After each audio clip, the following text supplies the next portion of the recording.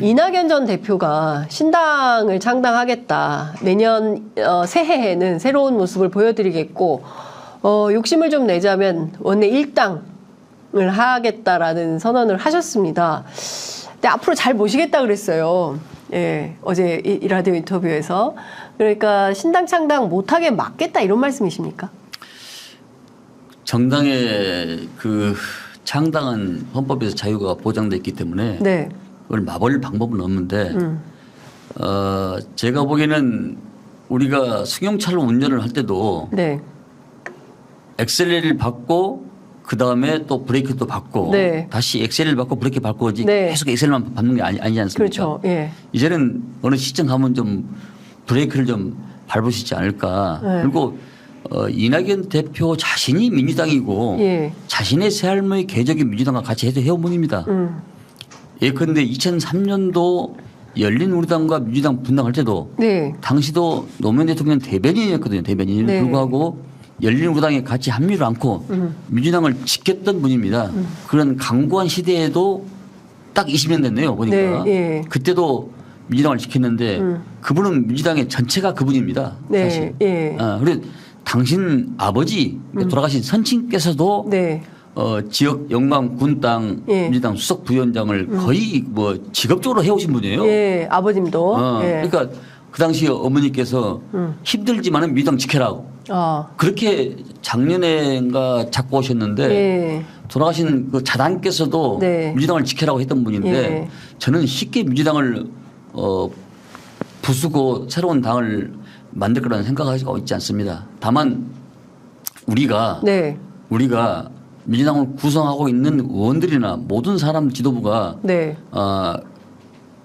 이낙연 대표께서 네.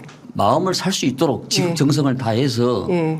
설명도 드리고 이해도 구하고 해서 예. 이 오만하고 폭주하고 있는 윤석열 정부에 대응해서 가도록 해야지. 네. 여기서 만약에 민주 세력이 분당되면은 2003년도에 민주 세력이 하나로 둘로 이렇게 분당되고 네. 쪼개지면. 세속적인 말로 쪼개지면은 네. 부서지면은 네. 역사의 영원한 죄인으로 저는 남다고 생각했습니다. 그 당원들이 당시에 한국당, 신한국당 사람들을 만나서 악수하더라도 우리 민주당 계열 사람들을 만나면은 이 사람이 이쪽 길로 오면 건너뛰는 길로 가고 이런 철천지 원수처럼. 불구대천 원수가 됩니다, 이게. 네. 이게 그러면은 네. 앞으로 미래에 우리 후세 세력들은 어떻게 되겠습니까, 이게?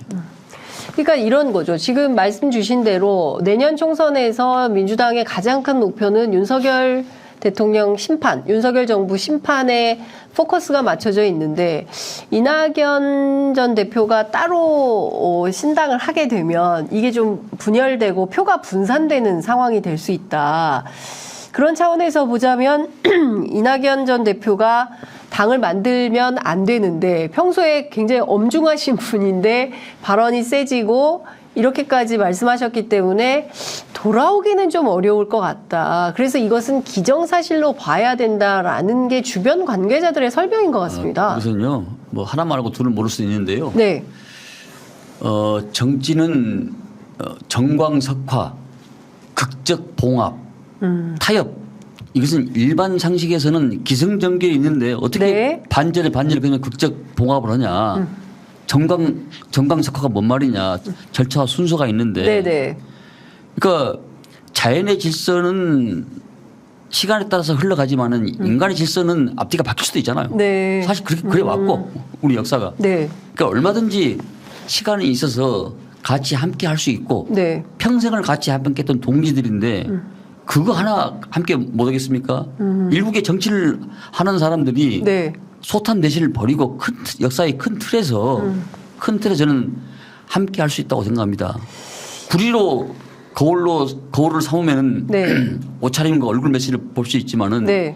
역사를 거울로 삼으면은 그 나라의 흥망성쇠 미래의 흥망성쇠를 읽을 수가 있습니다. 그 박지원 전 원장 같은 경우에는 이재명 대표가 집에 찾아가야 된다, 이낙연 대표. 이제 이런 얘기를 하고 있고요. 또 친명계 일부는 나가려면 나가지 뭘 그렇게 매달리냐. 뭐 갈 테면 가라. 뭐 뭐 약간 이런 투도 있고요. 그리고 당장 18일 날 다음 주 월요일인데요. 그 기류의 김대중이라는 다큐멘터리 영화 시사회장에 세 분이 나타나십니다. 이재명 대표, 이낙연 전 총리, 그 다음에 김부겸 전 총리. 이게 세 분이 모여서 권노갑 이사장 아래서 어떤 입장을 밝힐지 사실 그것도 굉장히 궁금하거든요. 어떻게 될 걸로 보세요? 결국 이낙연 대표 못한다고 보십니까, 신당? 저는 지금 이낙연 대표님의 본심보다는 네. 제가 이낙연 대표 만나보진 않았습니다만 네. 본심보다는 주변부에서 이낙연 대표를 충동하고 있지 않냐 이런 생각이 듭니다. 아, 주변부가 충동한다. 네. 그 역사를 보면은 항상 중심부는 주변부가 충동해서 왔거든요. 예. 전쟁도 마찬가지고 선거도 마찬가지고. 근데 이낙연 대표께서 정중동을 하시다가 최근 들어서 갑자기 그렇게 한 것은 당신 메시지를 내라. 목소리를 내라. 왜 가만히 계시냐. 아마 그렇게 하지 않았을까라는 추측을 제가 해봅니다. 이 주변은 어딥니까? 해봅니다. 해보는데 사실 그렇게 가서는 안 되는 것이거든요, 이게요. 왜냐하면은 어쨌든 호남의 대표적인 어른으로서 당 대표로서의 그 궤적을 걸어오셨고 민주당의 중심 축소는 항상 계시던 분인데 뭔가 하나 조그만 서론을 가지고 역사의 뒤안길로 가시면은 이낙연 대 당신 대는 괜찮지는 모르지만은 네. 그 후대들이 후세들이 얼마나 많은 비판과 비난을 받겠습니까? 아마 그런 것들도 총체적으로 생각하지 않을까 생각하는데 그런 틀에서 보면은 만나서 문제를 해결하면은 볶는 녹듯이 사그라지지 않을까 하는 생각을 갖습니다. 이재명 대표가 어떻게 해야 된다고 보십니까? 집에 찾아가야 될까요? 그러니까 이재명 대표를 비롯한 네. 구성원들, 민주당의 구성원들 모든 분들이 그분의 이해와 설득을 구해서 네. 어쨌든 대화로서 해결해야죠. 네. 아니 우리가 6.25 전쟁도 아이젠하워하고 대화해서 문제를 해결하지 않았습니까? 네. 중국도 닉슨이 모택동을 만나서 중국을 개혁 개방으로 이끌었잖아요. 네. 전쟁 중에도 대화하는데 같은 동지로서 한 음을 먹고 한 밥을 먹은 식구 아닙니까? 식구. 네, 네. 식구는 같은 예. 밥 식재에 같은 밥을 먹었던 사람들 아니에요. 예. 그런데 대화를 모든 일이 뭐가 있습니까? 예. 그래서 저는 대화로서 이 문제를 풀으면은 저는 길이 보인다. 이 화자가 네.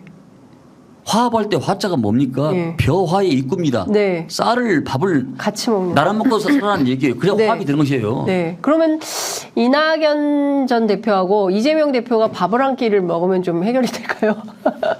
뭐 성경에도 뭐 식사 규제를 말했듯이 저는 네. 뭐 누구라도 같이 이렇게 네. 우리 구성원들이 다 대표를 비롯해서 네. 노력을 했다고 생각합니다. 네. 네.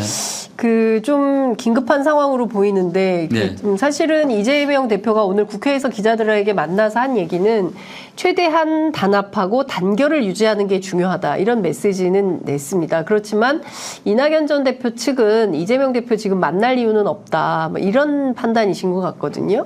그래서 경우에 따라서 두 분 간에 뭐 앞서 말씀 주신 화합과 뭐 화평 뭐 이런 차원에서의 모임이 마련이 안 된다면 경우에 따라서는 극단적 상황도 좀 상정해 놓은 상태에서 선거 준비하셔야 되는 것은 아닌가. 모든 것은 잘 될 걸 생각하고 준비하면 안 되고 네. 최악의 경우를 상정을 하고 준비하는 것이 전략적 판단은 맞습니다. 네. 전략적 판단은 맞는데요. 어쨌든 마지막까지 희망의 끈을 놓아서는 안 된다. 네. 같은 동지로서 예. 같은 배를 타고 가야 된다. 네. 그것은 큰 틀에서는 변화가 없고요. 예. 이것은 그동안의 대화의 부재에서 소통의 부재에서 나오지 않았나. 우리가 인간의 이 신체도 네. 피가 통하지 않으면은 이 암에 걸리고 네. 이 동맥경화가 오듯이 사람들도 소통을 해야 피가 통하지 않겠습니까? 김민석 의원이 얘기한 사쿠라 정치에 대해서는 좀 어떻게 평가하세요? 오늘도 뭐 의총장에서 상당히 세게 발언을 하셨다고. 그래서 뭐 개벌 의원들에 대해서 제가 논평할 일은 아닌데요. 네. 지금은 선거를 앞두고 내용을 일으키고 분란을 일으키는 것보다는 화합의 메시지, 통합의 메시지, 단결의 메시지가 나가야지 네. 혐오와 분파의 메시지가 나가서는 안 된다고 생각합니다. 우리가 내용으로 휩싸인 당한테 또 내용으로 있는 당으로 총선을 치른들 네. 지지자와 국민들이 표를 주겠습니까? 어쨌든 이 대목에서는 통합과 화합의 메시지 그리고 네. 함께하는 그런 정신이 중요하지 무 자르듯이 해서 가서는 우리가 결코 윤석열 정부의 그 폭주에 당연할 수가 없다. 우리는 여당이 아니고 야당입니다. 네. 여당은 힘을 잡는 것이고 네. 야당은 카드가 많고 야당은 들여서 뜨는 것이 야당 아닙니까? 네. 그걸 망각을 해서는 안 됩니다. 네. 국민의힘 같은 경우에는 장제원 의원이 불출마를 했고요. 그리고 김기현 대표가 물러났습니다. 비대위원장으로 김한길 국민통합위원장이 온다는 설이 돌고 있고요. 어쨌든 빠르게 그리고 또 이것이 영남 중진, 그다음에 당 지도부, 그리고 소위 이제 세칭 윤핵관이라는 분들까지 확산되면서 그야말로 국민의힘이 내년 총선 앞두고 혁신의 물결을 만든다라는 분위기인 것 같습니다. 반면 민주당은 올드보이 그다음에 뭐 당 지도부들도 그렇고요. 뭐 혁신하는 모습이 별로 안 보이는 거 아니냐. 특히 이제 내년 그 총선 앞두고 전략공천에서 특히나 이제 이 올드보이의 귀환 문제를 어떻게 할 거냐. 뭐 이런 문제 의식은 좀 어떻게 보십니까? 김한길 전 의원님은 민주당 사람입니다. 네. 당신 선친께서는 사회당 당수, 혁신당 당수를 하셨고요. 그렇습니다. 전혀 다른 길을 가시고 계시잖아요. 네. 그러면 김한길 대표를 보면은 국민에서 보면은 일반 국민들이 봤을 때, 민주당 사람이네? 민주당 사람이 왜 저기 앉아 계시지? 이런 착각을 아마 할 겁니다. 그러니까 우리한테 선거를 도와주는 길이죠. 김한길 위원장이 가면 민주당 돕는 거다. 그렇죠. 왜냐하면 계속 민주당의 길을 걸어왔고 민주당에서 녹을 먹었던 사람들이기 때문에 저는 그분들이 옷을 파란에서 빨간 옷을 바꿔 입었지만은 교체 입었지만은 사람들이 인식은 첫인상이 중요하거든요. 첫인상이. 네. 그러니까 평생 민주당에 온 분이 국민의힘에 간들 그 당은 민주당 인상이다. 그렇죠. 네. 그러면 우리한테 민주당 사람이네 민주당이네 이렇게 표가 생각하고 우리한테 표가 도움이 되지 네. 결코 해가 된다고 생각을 안 씁니다. 그리고 혁신 문제는 그리고 이분이 이제 뭐 정당을 자꾸 이렇게 만들고 붙고 오는데 네. 일반 국민들 시각에서 봤을 때 얼마나 이게 혁신으로 보여질까라는 상당히 의문점을 던지지 않을 수 없습니다. 그건 이분의 궤적이 그랬고 살아온 정치 소신이 그렇기 때문에 권력에서 같이 항상 이렇게 편성했기 때문에 큰 감동과 혁신이 없을 거라 생각합니다. 네. 그리고 우리 당은 저는 선거가 상당히 중요한 것은 90일 시점이라고 생각합니다. 90일. 네. 지금부터 90일 시점인데 이때부터 우리가 혁신과 변화의 모습으로 가서 접근을 해야 한다고 생각을 하고 흘러간 물로는 뭐 물방울을 돌릴 수 없듯이 대승적인 차원에서 이 올드보이들랄지 이런 분들도 당의 미래와 또 우리 국가의 미래 세대를 좀 생각했으면 좋겠다 이런 생각을 갖게 됩니다. 불출마라는 얘기입니까? 그것이 뭐 제가 할 수 있는 일이긴 아니지만은 여러 가지 그런 컨센서스가 이루어져야 되겠지만은 대내적으로 그런 언론과 또 당원들의 여론이 있어서 더 들어보고 깊이 우리가 판단해낼 대목이지만은 올드보이들께서는 미래 세대에 대한 그 길을 좀 터주는 것이 좋지 않나 이런 의견이 많이 있습니다. 네. 당장 그 박지원 원장이 이제 예비후보 등록을 하면서 현역인 윤재갑 의원이 반발하고 있습니다. 경선하면 박지원 원장이 이길 거라는 전망이 우세해서 이런 경우에는 전략공관위에서 어떤 판단을 그럼 뭐 해야 됩니까? 제가 여기서 드릴 말씀 아닌 것 같습니다. 아니 근데 사실 도처에 이런 분들이 많을 것 같습니다. 오늘 당장 뭐 이종걸 의원도 오늘 종로 출마 선언을 했고요. 그리고 뭐 천정배 전 장관, 그 다음에 추미애 전 대표, 그리고 정동영 전 의장도 이미 출사표를 던졌습니다. 그러니까 지금 곳곳에 이런 분들이 많이 계십니다. 근데 이분들에게 그냥 점잖게 미래 세대에게 길을 터주시라라고 한다고 해서 그러마 하실지 아니면 지금 하는 거 보니까 귀하들보다는 내가 더 나을 것 같아. 내가 꼭 가야겠어. 이런 판단을 하실지 이걸 좀 당에서 어떻게 조율하실지 사실 굉장히 골치 아픈 과제일 것 같아요. 제가 갑자기 물컵이 생각나는데요. 이 물컵은 물의 본질은 그대로 있습니다. 본질은 있지만은 모양의 형태에 따라서 네. 네모난 컵, 세모컵 또 둥그런 컵에 따라서 네. 이 형태는 변할 수 있습니다. 네. 그러나 물의 본질은 민주당이란 본질은 그대로 있고 모양과 그릇의 형태에 따라서 이게 변형이 될 수 있거든요. 네. 그러면 지역마다 케이스 바이 케이스가 다를 겁니다. 지역마다. 그렇습니다. 예. 왜냐하면 물의 본질은 일단 물 좀 마시고요. 예. 이 물의 본질은 그대로 있지만 이 형태에 따라서 변화가 많이 될 것이다. 그러나 본질은 변하지 않는다. 이런 말씀으로 대신 대답을 합니다. 어렵습니다, 오늘. 예. 그리고 호남 지역 같은 경우에도 비례의원들이 많이 또 내려가 있거든요. 이런 분들은 다 경선을 하게 됩니까? 근데 비례로 혜택받고 또 호남 따뜻한 텃밭 찾아가는 게 말이 되냐 이런 또 비판도 있어요. 그것은 우리 당의 전통적인 관점에서만 말씀을 드리면은 네. 비례대표 의원들은 당에서 혜택을 받은 분이기 때문에 네. 우리 당의 지지가 네. 저는 험지란 말을 안 씁니다. 왜냐하면은 내가 봐서 험지지 네. 그 지역 사람들은 나 애기 잘 낳고 행복하게 사는데 왜 너희들이 와서 험지라고 하냐. 그 험지란 말을 쓰면 안 되는 거예요. 사실 보면은. 예. 그 지역민들 입장에서는. 나는 우리 애 잘 낳고 행복하고 아주 저 인구법처럼 잘 사는데 왜 당신이 와서 험지라고 그러냐. 유불리를 쓸지 모르지만 험지란 말은 유불리. 험지란 말은 잘 어울리지 않는 사실상. 네. 수정하겠습니다. 굉장히 불쾌하죠. 그 지역 주민들 입장에 봐서는. 그러겠어요. 예. 유불리로 네. 판단을 해야지. 예. 근데 상중하를 보면은 통상은 중아래 쪽에 갑니다. 네. 예. 우리 당의 전략적이랄지 판세가 좋은 지역, 예. 판세라고 통칭해야 되겠네요. 네. 판세가 좋은 지역은 간 애가 거의 없습니다. 아마 근데 비례들이. 그분들도 그런 내용을 잘 아실 겁니다. 여러 가지로 좀 전략적으로 네. 인근 지역하고 왜냐하면은 일테면은 권역별로 네. 수도권을 제외한 나머지 지역 또 수도권도 그 권역에서 파장이 어떻게 미치냐에 따라서 그 옆에 지역구도 영향을 미칠 수가 있거든요. 네. 여러 가지 총체적으로 놓고 여러 가지 판단적 근거를 가져야 된다 이렇게 봅니다. 그냥 우리 비례대표 의원들은 기존에 누구를 불문하고 우리 당 강세 지역에 나간 적이 한 번도 없었습니다. 네. 민주당의 혁신은 어디로부터 출발해야 된다고 보십니까? 그러니까 기본적으로 지금 국민의힘은 어쨌든 감동이 있든지 간에 대통령이 나가라고 해서 나가든지 간에 어쨌든 이제 불출마 러시가 시작이 됐는데 민주당은 지금 그러면 어디로부터 혁신이 시작이 돼야 되는 것이냐. 그 내년 총선 전략에서 가장 중요한 혁신의 포인트는 어디에 두고 있는 건지 그것도 좀 궁금합니다. 어렵네요. 국민의힘은 네. 소위 말하는 김장연대가 인위적으로 지도부를 구성하고 할 때부터 저기 권력에 가까이 붙으면 곧 타죽겠거나 이런 생각을 좀 한번 있었습니다.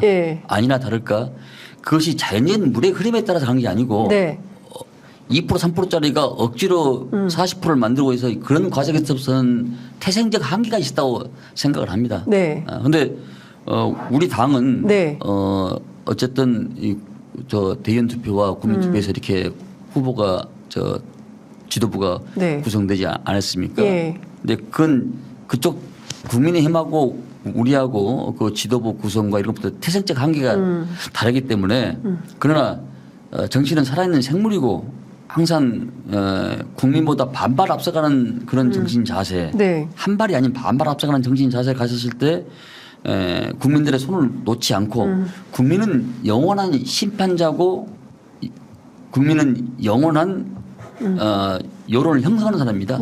여론자이자 심판자입니다. 국민은. 그렇습니다. 그런데 그 포커스에 맞춰서 저희들도 그런 곧 준비가 이어질 거로 그렇게 판단하고 있습니다. 혁신도 조만간 감동의 물결이 영입처럼 파도 치는 겁니까?